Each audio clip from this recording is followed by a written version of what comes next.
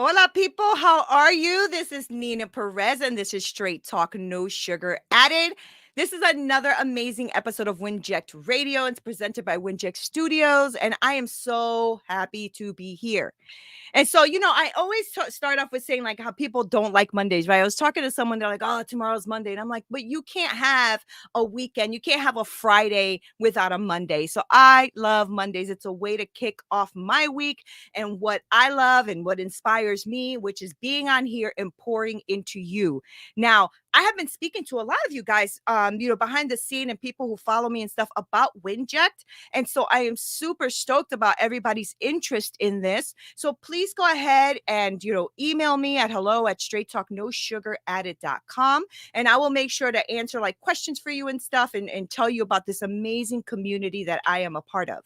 So go ahead and make sure that you click that subscribe button and crush that like button for me so that you can share and tell people about what's going on here and all of the great programs and all that great stuff. So while I'm here, leave me some comments. I love the interaction. And also, if you are watching the replay, then press replay and let me know that you're watching that. I would love to answer any questions. So make sure you do that. All right. Now, the last couple of weeks, I have been talking to you a lot about intentions and goals and all of that stuff. And, so today I figured, why don't we just keep going on with that? Because I got inspired by something I was listening to. And so, the question I had to really ask myself, and the question I've been asking some of my clients is, are you really determined? Are you super determined to really overcome the obstacles in your life? Are you really determined though? Are your actions showing that? Are you expressing that you're determined? The reason I ask that, because it's a lot of times we say it with our mouths, but we are not living it out. And so there are things in life, that are not going to be easy. I've been having a lot of amazing conversations with clients and potential clients about this because they're struggling with stuff, right? And so what happens is we sit a lot in our disappointment and we don't see it all, right? Wish I had. Okay, so for instance, if I did this and I went up to the camera like that, you probably wouldn't be able to see it until you can pull back, right? And so sometimes you need to pull back to be able to see the entire picture, right? And we need to decide whether we will move despite of that situation or if we're going to just sit there and eventually die, or even worse, live in despair. Because to me, living in despair is worse than dying. I know that life is not easy, guys. So I know I've been having like really deep conversations lately, and that's what's triggering all of this. And I know life is not easy, but that is the freaking beauty of it, right? It's the struggle. It's the struggle. Because it's not easy. It's going to force you to make decisions. It's going to force you to move, to create, to invent, to think about things differently. That's what the challenges in life are going to do for you. And that's freaking awesome. We need to make the choice. We need to make the choice of what we want to do in our circumstances and not blame anybody else for it. We need to do that. Hi there. Right? So we have the power. We have the power to sit there and give up, just not do nothing with it. Hey, Chris. Or develop and grow. Right? So I'm going to take you to church for a little bit, just a little bit. So I was listening. So every morning, as you guys know, I get up and I have, my goals and in the morning, and I think about like what my intentions are going to be and my gratitude, right? When I drive to work, I listen to scripture. That's what like fills me in the morning. That's what I do. So I was listening to Genesis 25, and it was a story about Esau and Jacob. They're twins, right? But Esau is the older brother. He was born first. Now, I'm not a theologian, so I'm not going to be suggesting to you that this is what God is saying in this scripture. I'm just going to share with you what I got out of it when I heard this story because it really impacted me. Right. So Esau was born first, and therefore the older child always had a bigger inheritance, a double portion than the younger child. Right. So Jacob was the younger, Esau was the oldest. So Esau was like a hunter, right? He was always out and hunting and doing all of that, and going for his next prey and all of that, right? So one day he comes in from the field after being out for a really long time. I don't think it tells us how many days, at least I don't remember hearing how many days he was out there, but he was out there trying to hunt and got nothing, right? And I thought, like, have you ever been at something for a long time and you feel like you're getting nowhere, right? So you're feeling exhausted, you're feeling hungry, you're feeling sorry for yourself, you're feeling defeated, you're feeling emotionally drained, you're freaking pissed, right? You've been out there working your ass off trying to get things done and nothing's happening, right?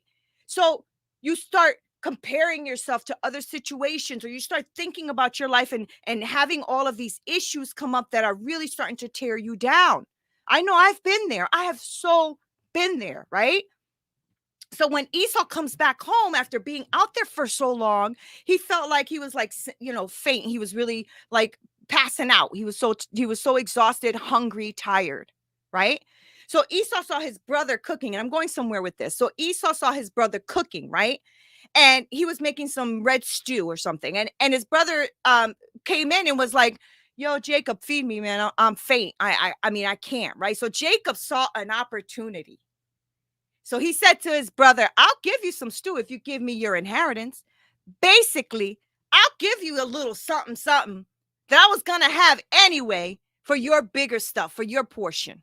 Right. Esau, I was thinking, he had to consider what he was going to lose here, right? He was going to lose a double portion of his inheritance, his land, his livestock, God's blessings, his finances, authority, all of that for some bread and stew, right? This is what happens when we live in the moment, right? Yes, right? Yes, yes, yes. Been out there a long time. Yes. Kalina, I understand that. And what happens is that if you start to become exhausted and starving, and you can't, and you're feeling faint, right? Because you're not giving yourself grace and time, right? And so Esau at this moment had to really be sitting there saying, what am I going to do at this moment? Right? What should I do here? What is it going to cost me? But because he was living in the moment, because he was living just for that moment, because he was starving, he was faint, right? He wanted that food right now. And why would he care about what it would cost him later? And this is what happens when you have short vision. What shocked me really when I was listening to this is, he comes in and says that I'm at the point of dying.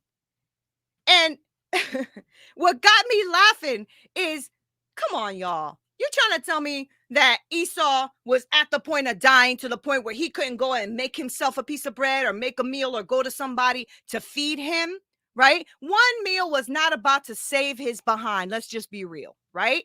So this revealed something to me about how worthless sometimes we take the things that are in our life, the blessings that are in our life, the opportunities that are in our life, and we just throw it away for a bowl of soup and bread, right?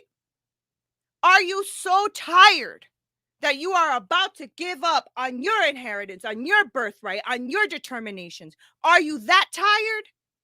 Are you starving to the point that you are going to trade everything that you have done for immediate gratification? These are serious questions. I'm serious. Like, this is what this story did to me this week. The problem is that we are not looking at what can be done.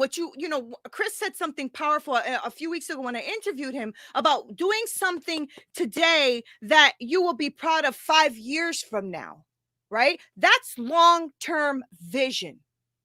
Right? So are you looking at all of your sources, all of your opportunities, and all of that stuff? Or are you feeling stuck, like you can't move, like this is all you have right now and you need that bowl of soup right now?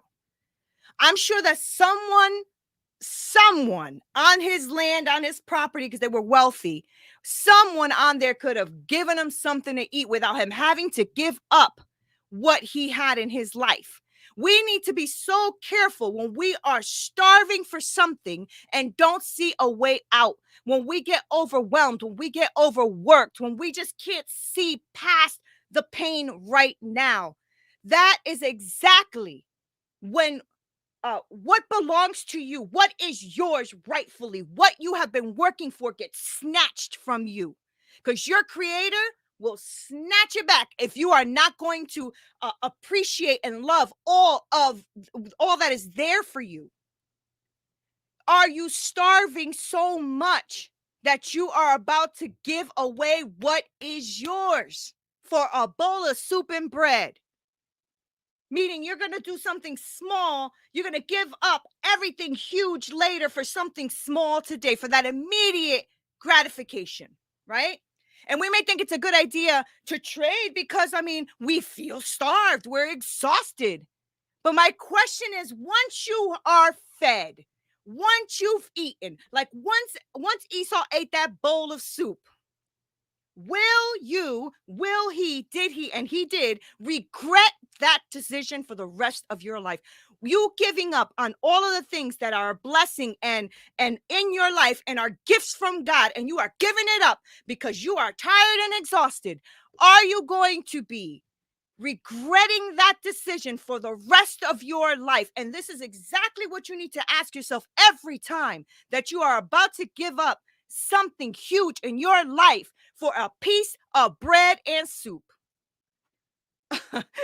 Preach, Neena. Yes.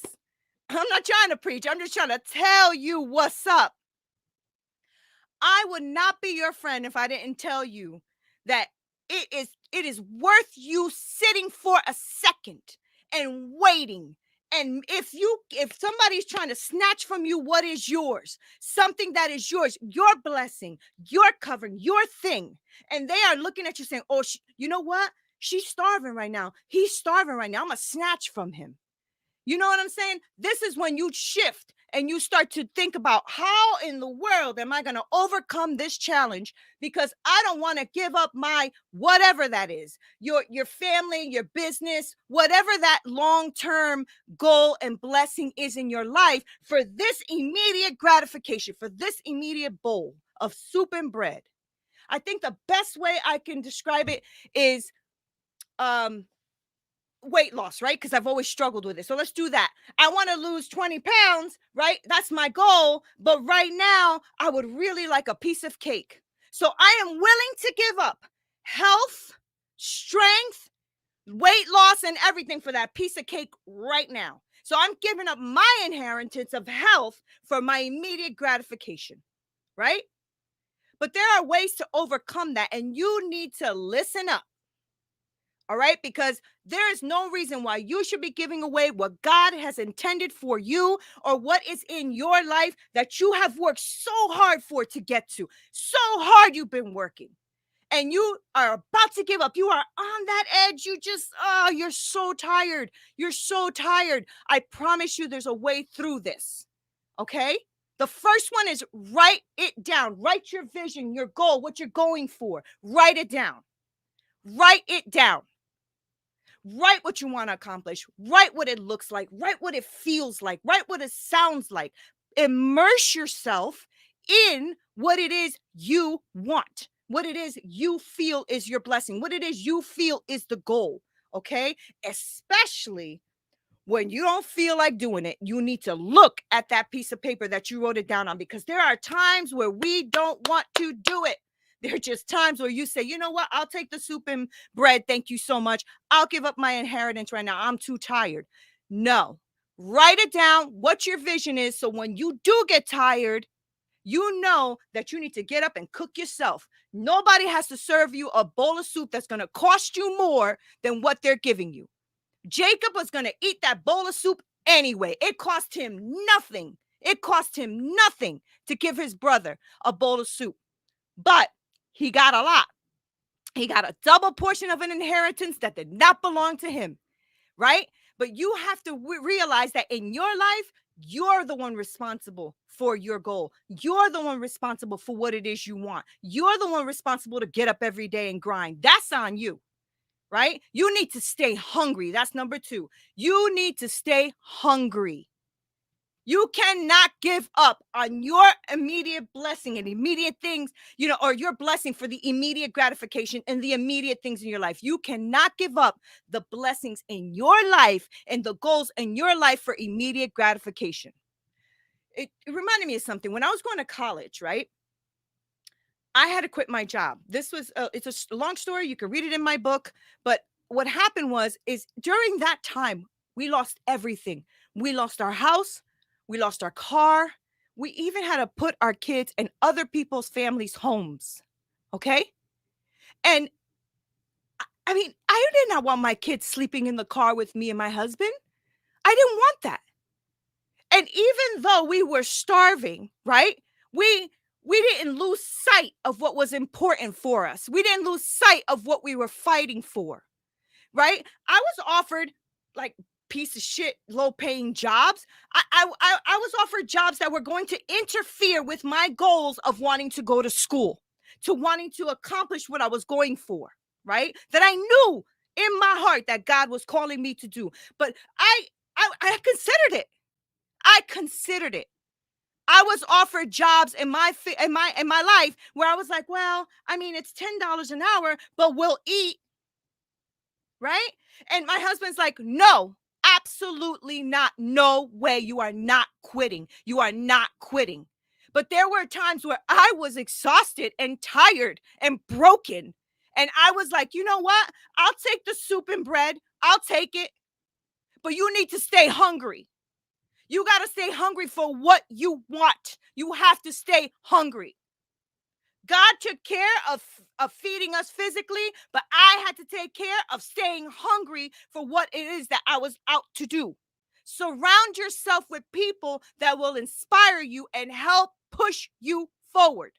If somebody's offering you a bowl of soup for something that's going to cost you more, that is not the person. Thank you, hon, for everything you did to keep me in place. I appreciate you.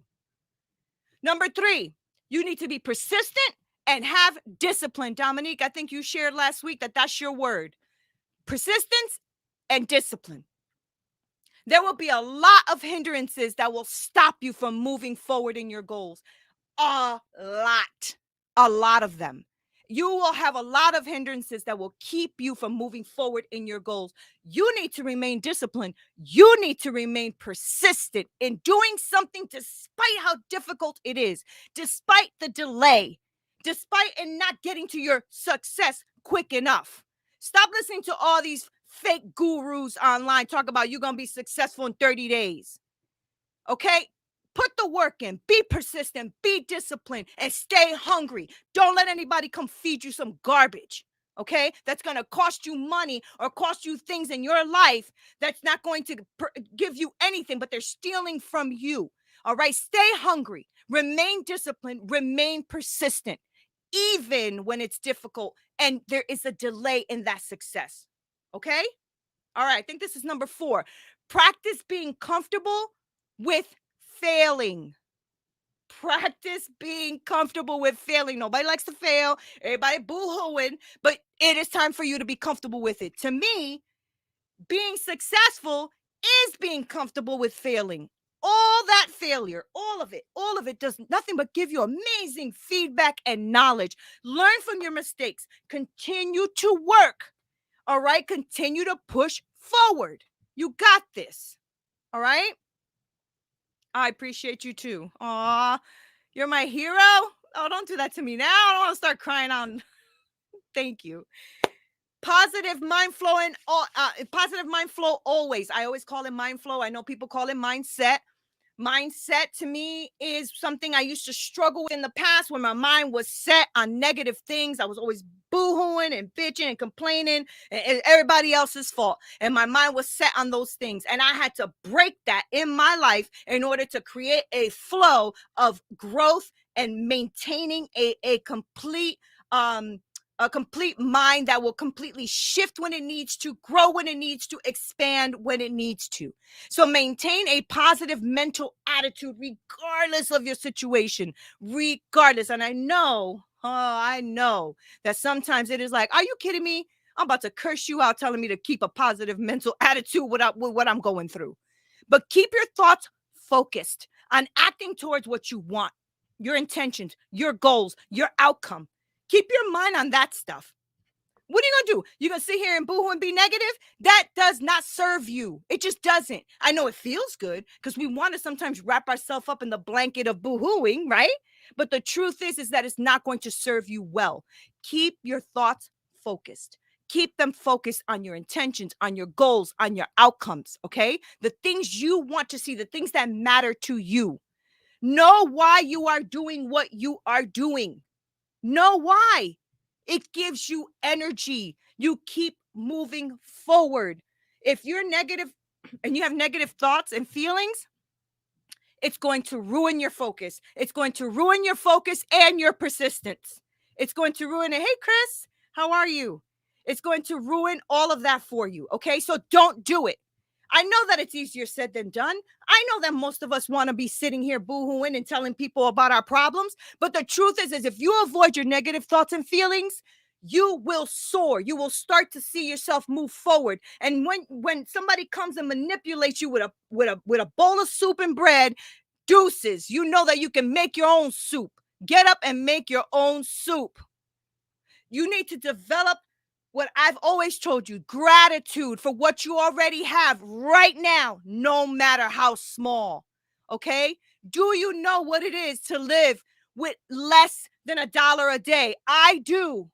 Can you imagine what it's like not knowing where you're going to get your next meal from? Where you're going to get the next money to pay your electricities or all of your necessities? What about living with, battling with unending fear, battling with these things coming to get you, being evicted from your home? Just trying your hardest to keep your head above water and support your family. My family has. Trust me. Trust me when I tell you, you can get through this, whatever this is for you. I'm going to ask you what I asked you in the beginning. Are you determined to overcome in your life? Are you determined? Are your actions showing and expressing that you are determined? Do not give up all that is for you. Do not give up all that God has blessed you with, that God created you for. Don't give that up for a bowl of soup and bread. Don't do it. Put that back up, Chris. I didn't see it. Bring the table. Even when you only have government cheese to put on top of it. I've been there too, bro. I grew up like that. I grew up on government cheese. What I'm telling you guys is, listen, there is no reason to be in despair. There's no reason to be in so much despair and so much fatigue that you give up what is yours for something little, for something that you could do yourself. If you're tired, get some rest. If you're hungry, make the meal. If you need people, surround yourself with people that are going to give you the bowl and the bread and the spoon and the next meal as well. Those are the people you want in your life. If you have people in your life that are giving you something to steal back from you, cut them off. But do not, I want to repeat this because I need you to leave with this.